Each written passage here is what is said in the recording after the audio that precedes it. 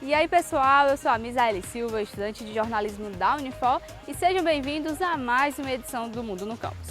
Programa da TV Unifor que deixa você por dentro de tudo o que acontece aqui na nossa universidade. E aí gente, eu me chamo Gabriel Alves, também estudante de jornalismo aqui da Unifor.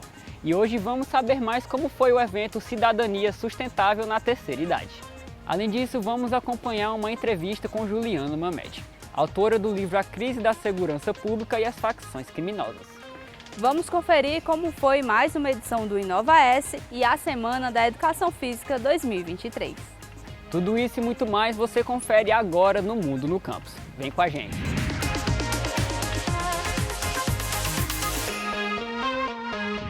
Agora, vamos conhecer um projeto de extensão do Centro de Ciências Jurídicas da disciplina de Direito e Gestão de Conflitos. A Maíra Carvalho foi conferir o evento Cidadania Sustentável na Terceira Idade e mostra mais informações pra gente. Confere aí.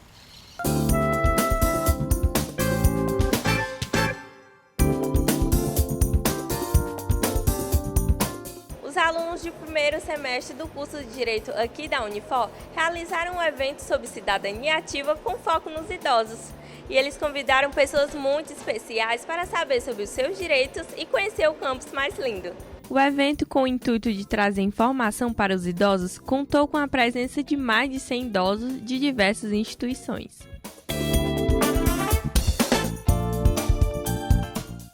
Bom, nós vimos as demandas que os idosos do nosso país têm, principalmente porque o nosso país é um país de idosos. A população idosa está crescendo cada vez mais no nosso país e a nossa preocupação foi justamente de ensinar essa população que é tão vulnerável hoje em dia e que infelizmente sofre com vários golpes e várias armações que as pessoas infelizmente fazem com essas pessoas.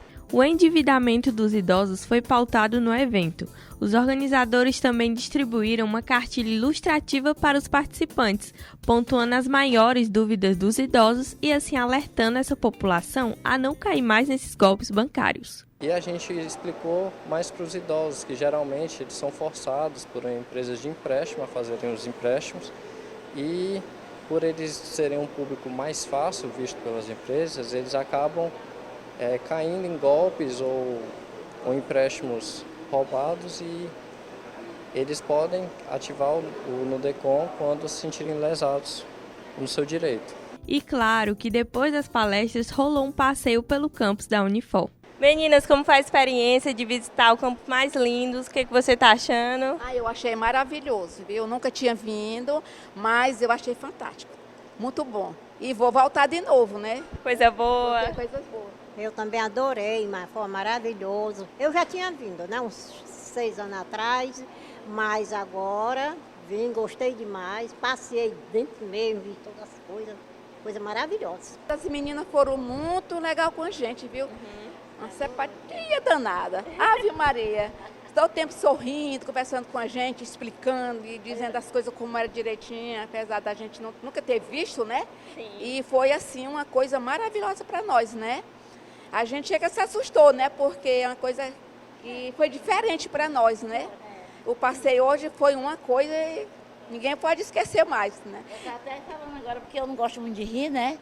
Aí só que fala que eu ri ali, Maria, tu tá rindo e assim tô.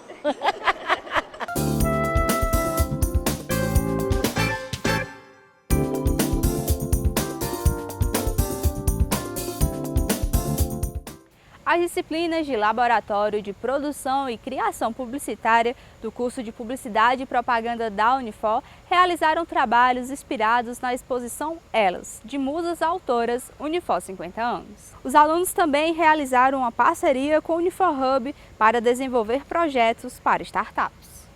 Ei, Gabriel, você sabe o que é o InovaS? Ah, Misa, claro que eu sei. É um evento promovido pelo Centro de Ciências da Saúde da Unifor, que tem como objetivo mostrar trabalhos feitos por alunos durante o semestre. Confere aí.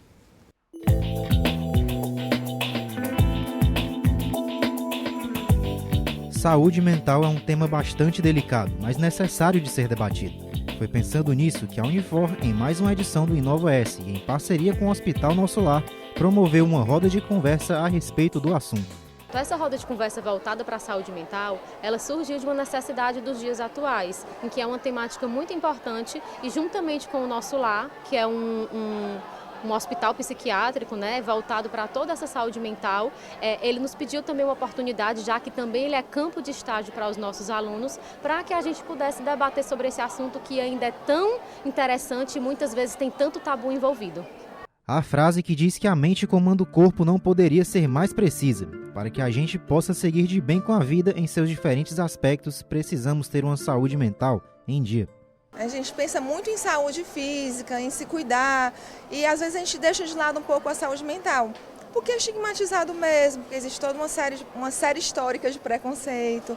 Mas, na verdade, a saúde mental está muito integrada com a saúde física. Se você não está bem do corpo, você pode não estar bem da cabeça, e se você não está bem da cabeça, provavelmente também não vai estar bem do seu corpo. Então, assim, para tudo na nossa vida, a gente precisa de saúde mental.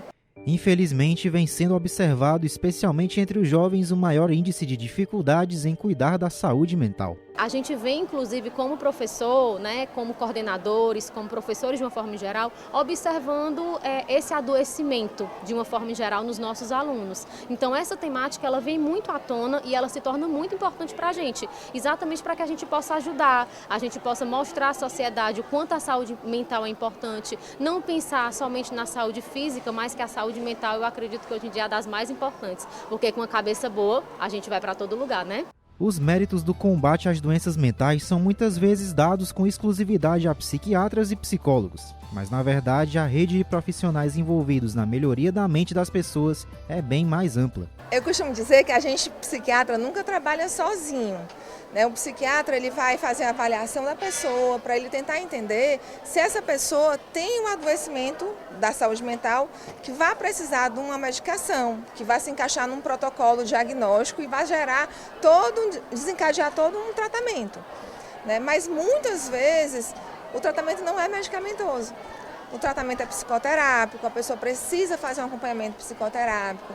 Às vezes ele precisa desenvolver algumas habilidades na terapia ocupacional, pode precisar da ajuda do nutricionista, num distúrbio alimentar ou num distúrbio metabólico que foi causado pela medicação. A gente tem diversas profissões que a gente precisa trabalhar em conjunto para poder fornecer o melhor para aquele paciente. Cercado de preconceitos, esse tema é um tabu para algumas pessoas, que têm vergonha de admitir que estão mal da cabeça ou julgam a coragem de quem resolve desabafar. No entanto, com mais respeito e empatia com o próximo, esse panorama vem melhorando. A gente costuma dizer que as pessoas têm preconceito, e é verdade, esse preconceito, esse estigma do psiquiatra, do adoecimento mental, a pessoa dizer que vai para o psiquiatra, está ficando doida, né? Então, assim, tem muito isso. Mas eu acredito que com o passar do tempo, com a comunicação, com a divulgação do que é o adoecimento, as pessoas estão cada vez mais entendendo que o adoecimento mental é um adoecimento como outro qualquer, que não necessariamente porque a pessoa foi no psiquiatra, ou teve uma ansiedade, ou teve uma depressão, ela precisa ser tarjada como uma pessoa que tem doença mental. Cabe destacar o serviço do Centro de Valorização da Vida, que realiza apoio emocional sob total sigilo e fica disponível 24 horas por telefone no número 188. E lembre-se, você não está sozinho. As inscrições para o Buddy Program estão abertas até o dia 15 de junho pelo formulário online. A iniciativa é da Assessoria de Assuntos Internacionais por meio da Vice-Reitoria de Extensão e Comunidade Universitária. O programa é uma oportunidade voluntária que visa a troca de experiências entre alunos da Unifor e estudantes estrangeiros. Em homenagem aos 50 anos da nossa universidade e também em homenagem aos 50 anos do curso de Educação Física, a graduação preparou uma programação muito especial. 50 anos, Educação Física Unifor, eu faço parte dessa história, foi o tema da semana do curso. E o repórter Davi Frota traz mais informações para a gente.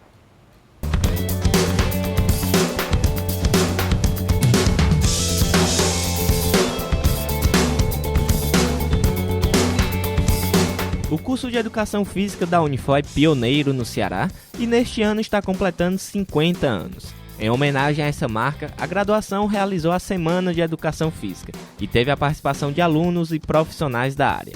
O Mundo no Campus mostrou como foi a abertura do evento e agora vamos conferir como foi toda a programação. O evento, que é a Semana da Educação Física, ela acontece semestralmente no curso e é um momento em que a gente faz uma culminância de algumas disciplinas, onde a gente promove contextos e temas de atualização destinados a essa parte de atualização do mercado de trabalho e fazendo uma integração dos conteúdos de formação do curso com as demandas, principais dentro do mercado de trabalho especificamente. A programação contou com várias atividades ao longo dos dias e entre elas teve um mini torneio com bandeirante, carimba e vôlei de uma maneira diferente, chamado de vôlei bolão. Também teve mostras de esporte, gestão esportiva, saúde e oficinas de atividades que mostraram um pouco da prática do curso. A importância principal é trazer à comunidade acadêmica o que é trabalhado durante o semestre no curso de Educação Física. Então é o fechamento de vários módulos que a gente está trazendo, além de uma programação repleta de atividades práticas, onde os alunos estão como o centro do nosso curso, que é a nossa grande realização. No evento, os profissionais puderam compartilhar suas experiências, o que vai contribuir para a formação dos alunos, já que eles tiveram a oportunidade de conhecer um pouco as áreas de formação. É um evento muito bom, até porque ele envolve todo mundo da educação física, entendeu? Então realmente é algo que agrega para todo mundo, até futuramente poder repassar isso para aluno. É uma forma muito boa de poder futuramente dar aulas, nossa profissão.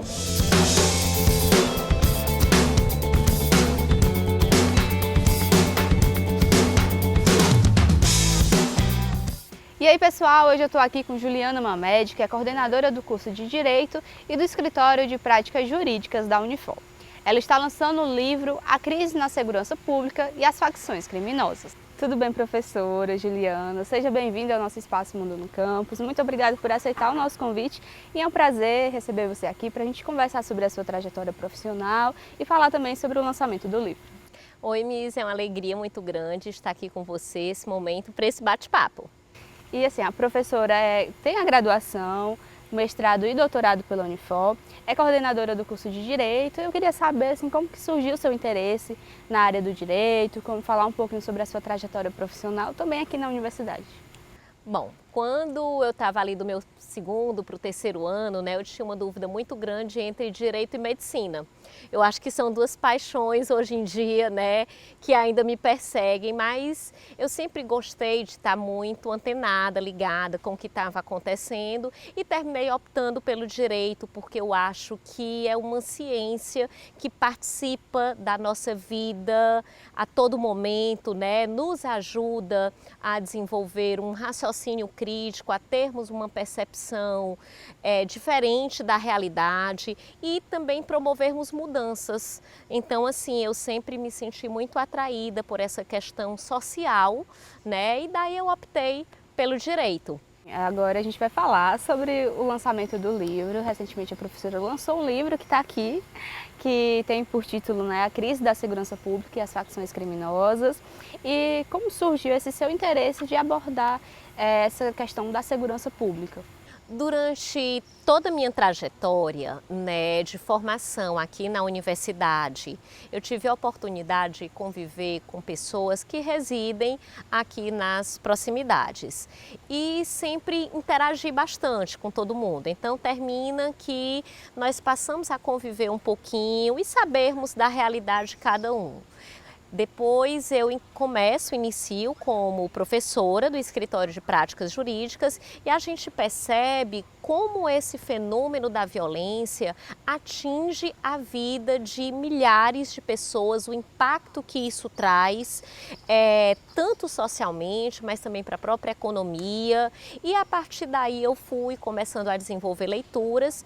Quando 2016, 17, 18, o cenário de violência aqui no estado do Ceará, especialmente na cidade de Fortaleza, chamou bastante a atenção, especialmente em razão da dinâmica de atuação das facções criminosas, e que mudou a realidade de muitas pessoas do meu convívio, pessoas que chegaram a perder parentes e em razão disso eu senti a necessidade de compreender o porquê desse fenômeno, né? Então, assim, dentro da obra, o que é que eu percebi aqui? Porque o título é A Crise da Segurança Pública e as Facções Criminosas, Origens, Contexto e Alternativa. Qual era, assim, a minha principal pergunta? Por que que milhares de jovens e de adolescentes, eles terminam se envolvendo com o crime? E eu não encontrava a resposta no âmbito do direito. A minha formação ela é toda jurídica, mas o jurídico ele não trazia essa resposta que eu buscava. E o que eu podia verificar na ciência jurídica não dialogava com aquilo que eu escutava das pessoas que eu atendia ou das pessoas que eu convivia. Então foi que eu encontrei na sociologia jurídica a anomia.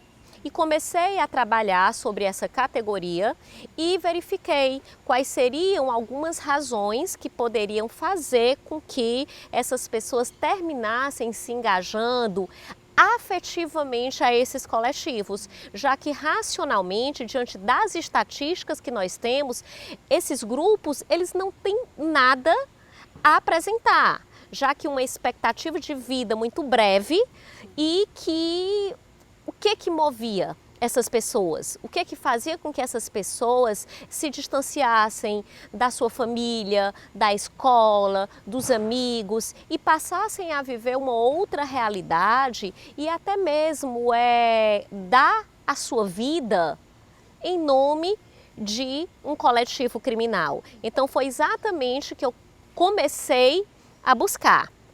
E dentro dessa trajetória de estudo, após compreender direitinho a anomia institucional, que principalmente meu livro, ele procura desenvolver aí uma relação entre a origem desses coletivos e essa categoria da anomia, o que foi que eu descobri? Que vários sociólogos, eles atribuem a esse fenômeno da criminalidade, eles relacionam com a questão do American Dream, onde esse predomínio, essa prevalência do domínio econômico sobre outras categorias que viriam a exercer o controle social, como a família, como a educação, como o sistema político, terminaria por comprometer esses sistemas de controle. E isso faria com que essas pessoas, elas se vinculassem a esses coletivos, em busca aí de uma determinada vida de consumo, de conforto, que pelos meios convencionais eles não teriam acesso.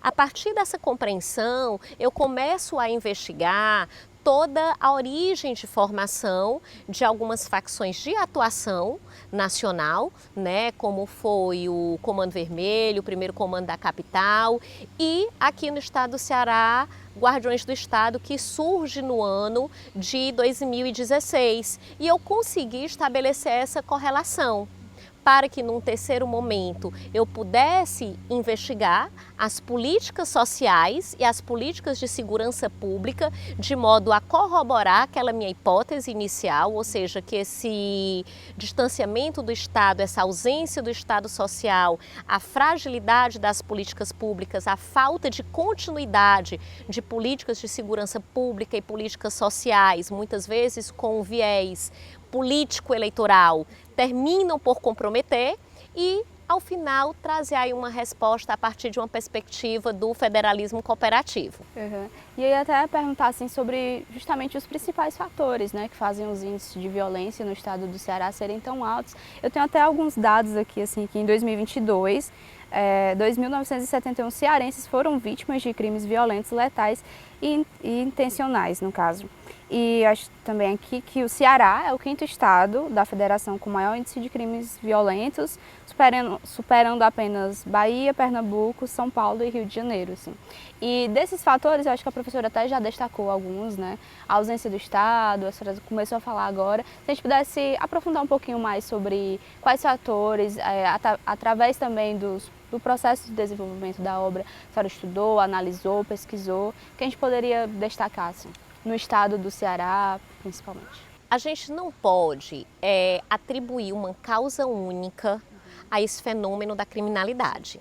Esse fenômeno ele é multicausal, né, esse fenômeno ele está vinculado a algumas questões estruturais.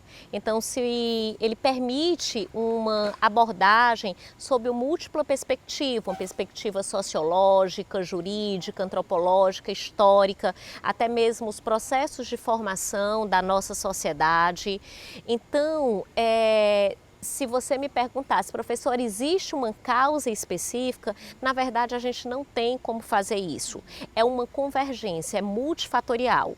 Então, se de um lado a gente percebe que existe uma certa omissão do Estado, por outro lado também, nós percebemos que algumas questões estruturais de formação cultural mesmo da nossa sociedade, elas se apresentam como fatores impeditivos. E aí, dentro dessa escala, dentro dessa linha histórica, nós percebemos o nosso Estado, num primeiro momento, que a criminalidade ela sempre existiu, ela é uma realidade, né? Enfim, mas aí o que nós tínhamos aqui no estado do Ceará, especialmente aqui em Fortaleza? A criminalidade que ela era desenvolvida a partir das gangues, né? Os bairros, eles eram muito setorizados, ainda não havia essa formação, essa noção de facção criminosa. Essa noção de coletivo criminal, ela nasce lá em 1970, no presídio de Angra dos Reis, da Ilha Grande, com a formação do Comando Vermelho. Então, o Comando Vermelho, enquanto facção, ele vem surgindo no finalzinho da década de 70, começo da década de 80, e a partir daí é que a gente tem também o envolvimento desses grupos com a questão do tráfico de drogas, né? E depois passa tráfico de drogas e tráfico de armas. Então existe uma convergência, existe uma vontade de ter acesso a determinados meios que pelas vias institucionais não seria dado, essas pessoas nunca conseguiriam ascender dentro de uma escala social, dentro de uma escala econômica, terem uma determinada projeção. Verificamos também essa questão do próprio tráfico de drogas, de armas, e uma ausência do Estado dentro de uma perspectiva de políticas de redistribuição de renda. E em um primeiro momento, e você vê essa história se repetindo, tanto no Rio de Janeiro, São Paulo, Ceará, em uma negativa de se reconhecer a existência desses grupos, que eles surgem dentro do sistema penitenciário. Então, todos esses grupos, eles não nascem fora, eles nascem em um ambiente que é custodiado pelo próprio Estado.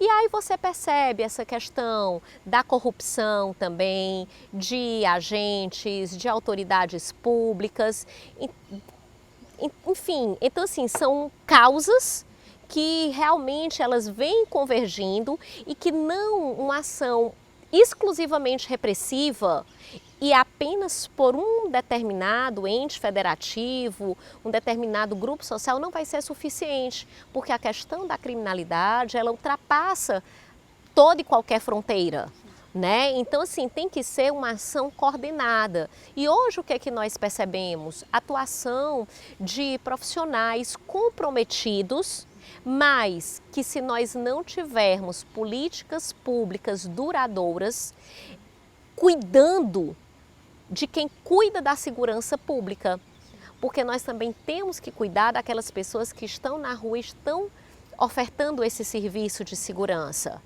Então, é um fenômeno bem complexo a ser trabalhado. São diversos fatores, né? Eu falei assim, os principais são muitos. Daí a gente pode ter acesso à obra, ler, né, para conhecer mais. A própria questão da violência dentro do sistema penitenciário, né? Porque todos esses grupos, quando eles nascem e eles têm um estatuto, eles colocam dentro desse documento que esse movimento inicial se daria como uma forma de insurgir-se em razão dos desmandos que são cometidos dentro do sistema penitenciário. Lógico que existe aí todo, como é que eu posso dizer, como se fosse uma maquiagem em cima disso, porque a gente tem que ter também a preparação de um discurso para que a gente possa desenvolver esse engajamento afetivo, não é verdade? E conseguirmos. Então, assim, eles têm essa proposta de lucro, de subjugar a comunidade aos seus desígnios para exercer um determinado domínio.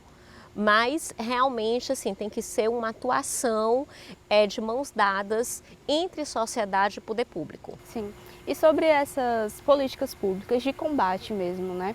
Como que o Estado, no caso, deveria agir, ou quais as políticas que a senhora pesquisou, quais que são as que têm mais, digamos, pode ser assim, efetivo mesmo, que a gente consegue trazer um resultado para a população e que precisam ser duradouras, no caso, um processo mesmo, e uma junção de diferentes órgãos, né? Não só da segurança, mas da educação, da família, das instituições no geral, né? Que são muitos fatores, mas também, se a gente pudesse destacar quais são, digamos, as principais políticas públicas que... Na verdade, o que a gente pode falar em termos de política de segurança pública? A gente observa aí um avanço a partir da Constituição de 88, onde a gente sai daquela noção de segurança nacional e passa a ter uma compreensão do que seria segurança pública, e mais adiante, a partir do Fernando Henrique Cardoso, ano 2000 mais ou menos, a gente começa a ter essas políticas de segurança pública de alcance nacional e se começa a trabalhar com uma perspectiva de segurança cidadã. Ou seja, segurança pública não é apenas uma segurança repressiva. Se a gente trabalhar única e exclusivamente com repressão, nós não vamos ter um resultado positivo. Então, o que se percebe?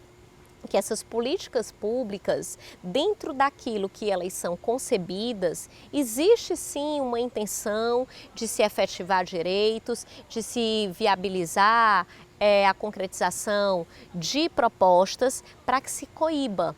Mas a própria máquina estatal, ela é lenta, ela não atua em conformidade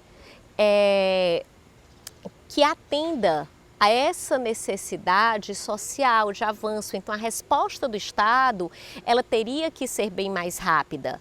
Então, a principal coisa para uma política, ela surtir efeito, ela ser uma política contínua.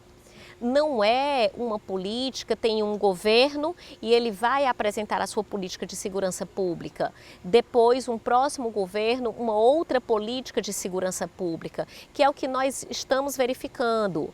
A cada presidente, nós verificamos. Então, a gente teve uma política de segurança pública com Fernando Henrique Cardoso, tivemos com Lula, tivemos com Dilma, depois novamente com Lula, tivemos com Temer, tivemos com Bolsonaro, agora o Pronace 2, com o Lula. Então, nós temos que ter políticas robustas, políticas contínuas, políticas que se desvinculem dessa questão eleitoreira, né? É aquele discurso, é o falar por falar.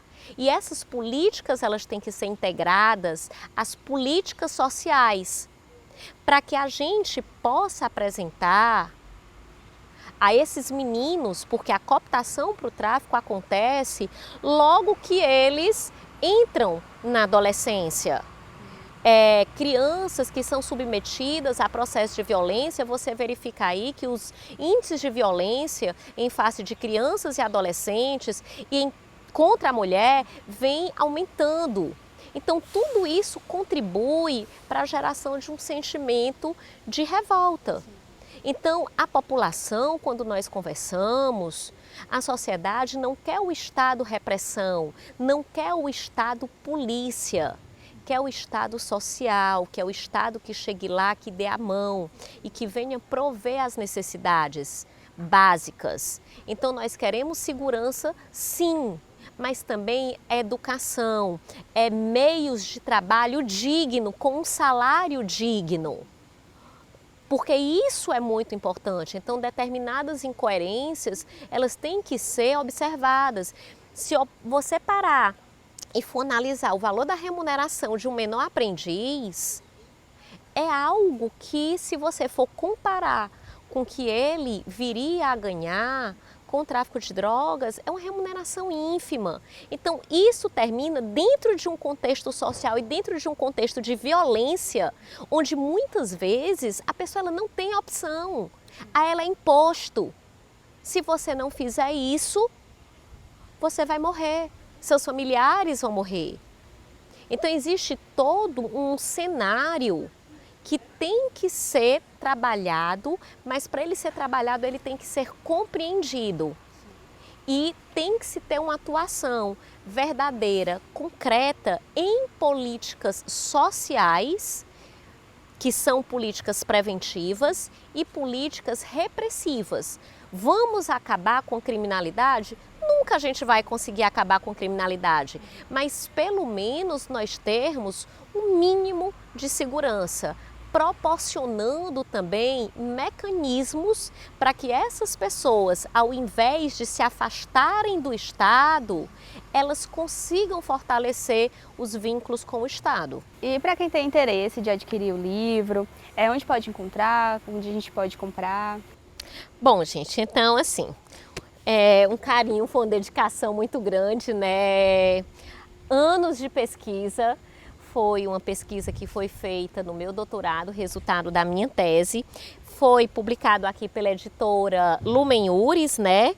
E ele pode ser adquirido tanto na Amazon, no site da própria editora e aqui na Forte Livros com Frota.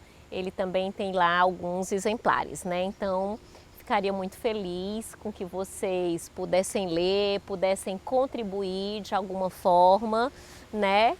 E é isso, é agradecer.